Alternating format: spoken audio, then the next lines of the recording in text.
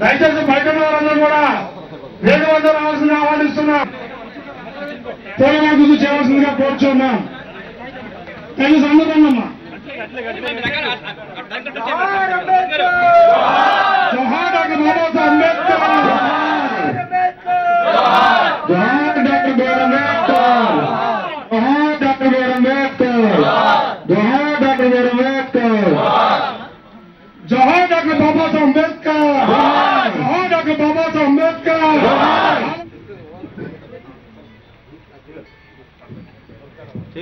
జోహార్ BR Ambedkar, జోహార్ జోహార్ BR Ambedkar, జోహార్ BR Ambedkar, జోహార్ BR Ambedkar. జోహార్. కోడెల దుర్గారావు గారి దళిత నాయకులు నాని గారిని పురమాంకుచ్చేవలసి కోరుచున్నాం. డాక్టర్ బాబాసాహెబ్ అంబేద్కర్ గారి యొక్క 100వ జయంతి సందర్భంగా 120వ జయంతి సందర్భంగా వైఎస్ఆర్ కాంగ్రెస్ పార్టీ ఆవరణలో జయంతి మహోత్సవ కార్యక్రమం ఇచ్చేసినటువంటి గౌరవనీయులు మన ప్రీతమ నాయకులు మన నాని గారికి శుభాకాంక్షలు తెలియజేయాలి. ఎమ్మెల్సీ అయినందుకు. ఎమ్మెల్సీ అయిన తర్వాత ఇదే మహోత్సవాన్ని కలవడం, అందుకని ప్రత్యేకంగా అభినందించాలి. పెద్ద నాయకుడు, రాష్ట్ర నాయకులు, రేపు జగన్మోహన్ రెడ్డి గారు ముఖ్యమంత్రి అయిన తర్వాత మన జిల్లా నుంచి మన రాష్ట్రంలోనే మొట్టమొదటి మంత్రి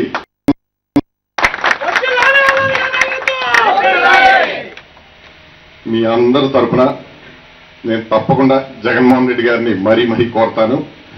నా మనస్ఫూర్తిగా కూడా మన ఏలూరు తరఫున నాని గారు ఎలక్షన్ తర్వాత ఇప్పటికి 4-5 ఎలక్షన్లో ప్రజలకి ఒక బలమైన నాయకుడిలాగా నిలబడి ఇప్పటికే పదే నిరూపించారు. మీ అందరికీ నాకన్నా బాగా తెలుసు.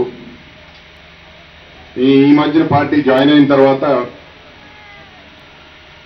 ఇంతకుముందు వైఎస్ఆర్సీ పార్టీ ఎలాంటి పార్టీ, అది పార్టీ బాగుంది అని తెలుసు. జాయిన్ అయ్యాను. జాయిన్ అయిన తర్వాత తెలిసింది ఎంత బలమైన పార్టీ అని. చాలా ఆశ్చర్యపోయాను. జగన్మోహన్ రెడ్డి గారు ఒక చిన్న వయసులో పెద్ద పార్టీని ఢీకొని బయటకు వచ్చి సొంత పార్టీ పెట్టి ప్రతి జిల్లాలో ఆ పార్టీని కింద స్థాయి నుంచి కూడా ఒక ఫ్రేమ్వర్క్ తయారు చేసి ఎక్కడికక్కడే మనం పవర్లో లేకపోయినా సరే చాలా ఒక బలమైన పార్టీలాగా ప్రజల ముందుకు వెళ్తుంది. అయితే నేను పొరపాటున మీటింగ్లో నోరు జారుతున్నాను. నిన్న కూడా జారాను, ఏమనుకోదు. ఈరోజు మళ్ళీ చెప్పదలుచుకున్నాను. మన పార్లమెంట్లో 7 నియోజకవర్గాలు ఉన్నాయి. దీంట్లో జగన్మోహన్ రెడ్డి గారికి తప్పేటట్లేదు. కనీసం 3 మంత్రులు మన 7 నియోజకవర్గాల్లో ఉండేటట్టున్నారు. ఇక్కడ ఆల్నాని గారితో పాటు అక్కడ బాలరాజు గారు, అక్కడ ప్రతాప్ నాయుడు గారు. 3లో ఎవరిని కాదనలేరు. ఆయనకి బాగా సన్నిహితులు, 3 సీనియర్లు. ఇక నాకు చాలా సంతోషం ఏంటంటే ఎంపీ అయిన తర్వాత మీ అందరికీ ఈ 3 ద్వారా 3 శాఖలు ఉంటాయి. ఏ అవసరం వచ్చినా అందరికన్నా నాకు ఎక్కువ పవర్ ఉంటుంది వీళ్ళందరితో పాటు. సో పదే అందరికీ చెప్తున్నాను, అన్ని విధాలుగా మన పార్టీ ఒక ఆషామాషి పార్టీలా లేదు. తెలుగుదేశం బలమైన పార్టీ అని మా అందరికీ తెలుసు. 5 సంవత్సరాలు పవర్లో ఉంది. విచ్చలవిడిగా డబ్బులు సంపాదించారు. అయినా సరే ప్రజలు మనతో ఉన్నారు. ప్రతి ఊరికి వెళ్తుంటే ఆ నమ్మకం మరీ కలుగుతుంది నాకు. వారికి మన పార్టీ ద్వారా మన పార్టీ బలం చూపించే విధానంగా జగన్మోహన్ రెడ్డి గారు ఈరోజు ప్రతి కాన్స్టిట్యున్సీలో కన్వీనర్ని పెడుతున్నారు. అలాగే ఎంపీలను కూడా 2 ఏళ్ల ముందే డిసైడ్ చేసి మీ ప్రజల ముందుకు తీసుకెళ్లాలని చేస్తున్నారు. ఇవన్నీ మనందరి బాధ్యత. ఇక ప్రజల్లోకి మన పార్టీని తీసుకెళ్లాలని. అంతేకాకుండా ముఖ్యంగా రాజశేఖర రెడ్డి గారు పరిపాలనలో సమన్యాయం అనేది చూశాం. అందరికీ సమానంగా పరిపాలన అందేటట్టు, ముఖ్యంగా కింద స్థాయి ప్రజలకి, బడుగు బలహీన వర్గాలకి నిజమైన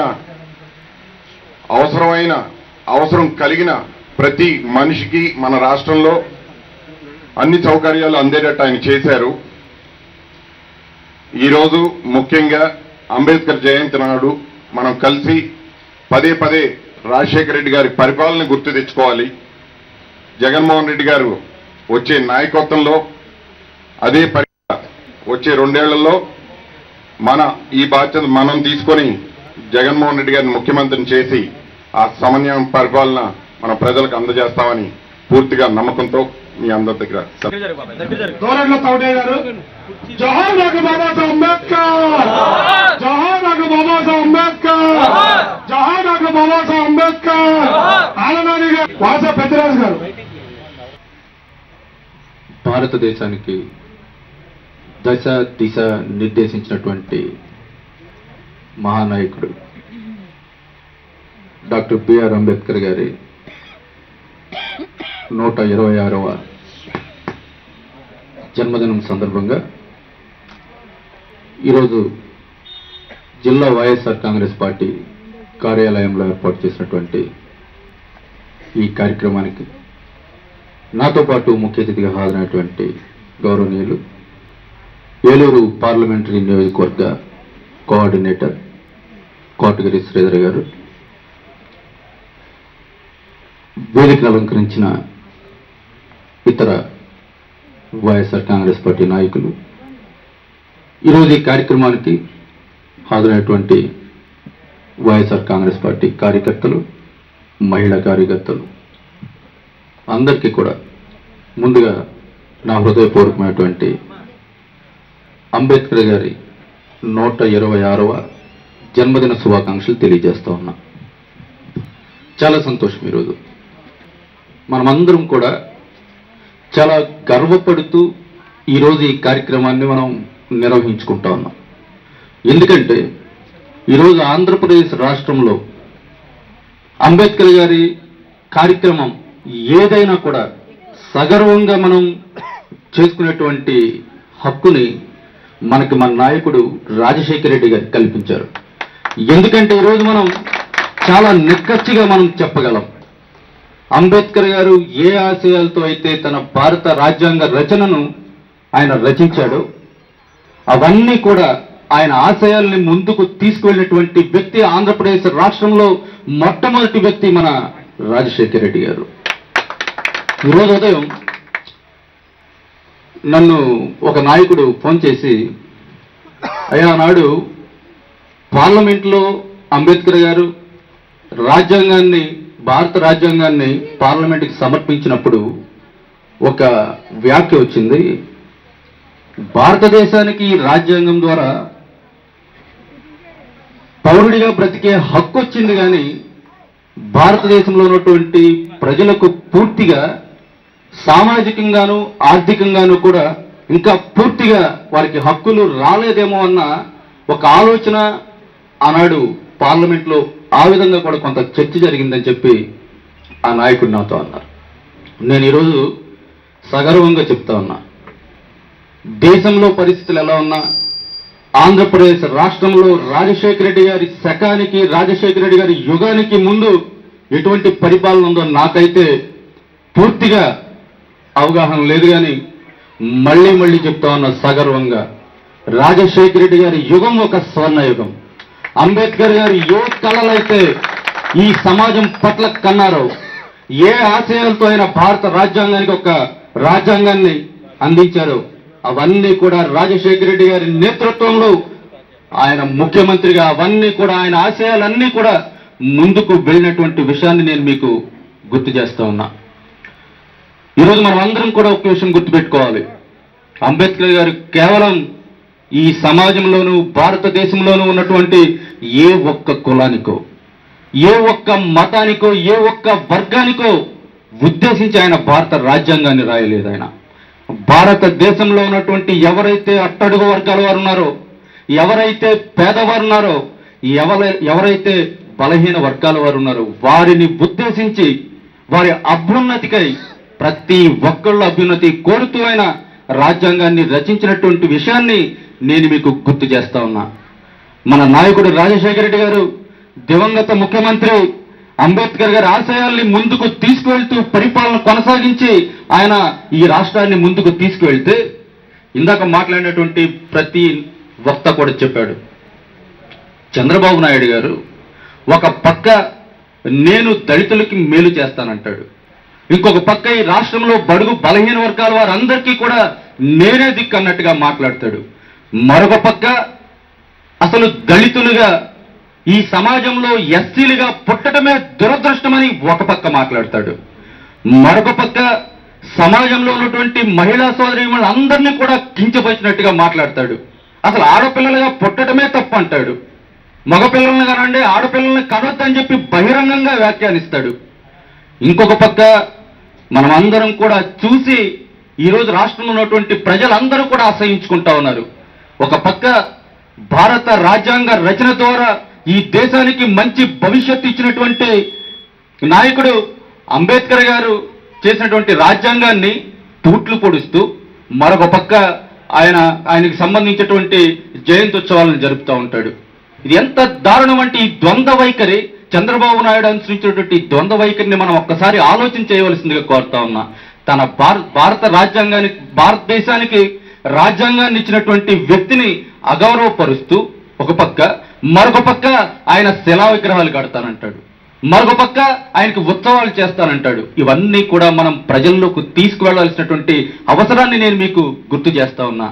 మన నాయకుడు దివంగత ముఖ్యమంత్రి రాజశేఖర రెడ్డి గారు ఏ విధంగా పరిపాలన చేశాడు, అంబేద్కర్ గారు రాజ్యాంగంలో రాసినటువంటి విషయాలను కూడా మనం ఒక్కసారి మననం చేసుకోవాలి.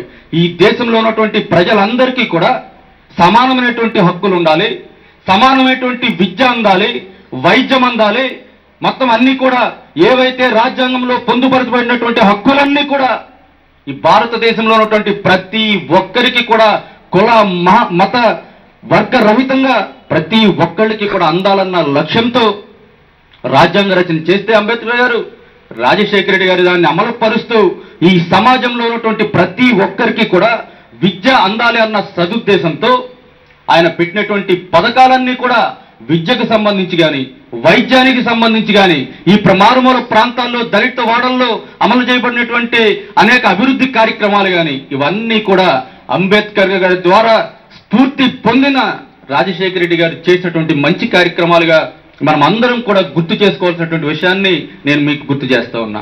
గతంలో అంబేద్కర్ గారి ఆశయాల్ని రాజశేఖర రెడ్డి గారు ఏ విధంగా ముందుకు తీసుకువెళ్ళాడో, భవిష్యత్తులో మన నాయకుడు రాజశేఖర రెడ్డి గారి తనయుడు జగన్మోహన్ రెడ్డి గారు అదే విధంగా రాజశేఖర రెడ్డి గారి పరిపాలన అందించడానికి ముందుకు రాబోతా ఉన్నాడు. మళ్ళీ ఆనాటి అంబేద్కర్ గారి యుగం గాని, రాజశేఖర రెడ్డి గారి పరిపాలన గాని మళ్ళీ సాధ్యం కావాలంటే ఆంధ్రప్రదేశ్ రాష్ట్రంలో మళ్ళీ జగన్మోహన్ రెడ్డి గారి నాయకత్వమే శరణ్యమని మన వైఎస్ఆర్ కాంగ్రెస్ పార్టీ కార్యకర్తలు మాత్రమే కాదు, ఈ రాష్ట్రంలో ఉన్నటువంటి సుమారు 5 కోట్ల మంది ప్రజలు ఈనాడు జగన్మోహన్ రెడ్డి గారి నాయకత్వం గురించి ఎదురు చూస్తూ ఉన్నారంటే ఈనాడు మన మీద ఎంత గురుతరమైనటువంటి బాధ్యత ఉందో నేను మీ అందరికీ కూడా మనవి చేస్తా ఉన్నా. తప్పకుండా రానున్నటువంటి 2 సంవత్సరాల కాలం కూడా అంబేద్కర్ గారిని స్ఫూర్తిగా తీసుకుని, ఆయన ఆశయాల్ని స్ఫూర్తిగా తీసుకుని మనమందరం కూడా ముందుకు వెళ్దాం.